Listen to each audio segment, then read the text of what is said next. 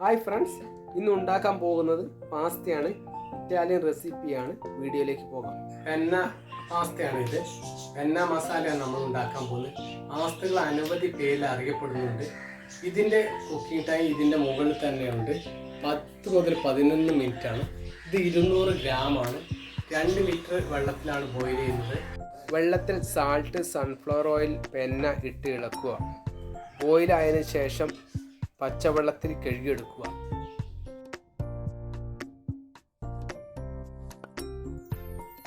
Tomato centre cut ചെയ്തതിന് ശേഷം boil ചെയ്യാൻ വെക്കുക. അതിനുശേഷം ടൊമാറ്റോ സ്കിൻ ഔട്ട് ചെയ്തതിന് ശേഷം paste ആക്കിയെടുക്കുക.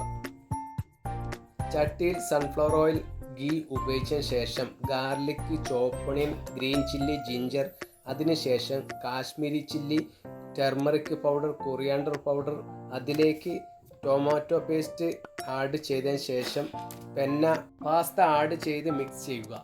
Milk, salt, cheese add ചെയ്താൽ മസാല പെന്ന റെഡിയായി. നമ്മുടെ പാസ്ത റെഡിയായി. പെന്ന മസാല ക്രീമോ സോസോ ഉപയോഗിക്കാതെ സിമ്പിളായി ഉണ്ടാക്കിയതാണ്. എല്ലാവരും ട്രൈ ചെയ്ത് നോക്കുക.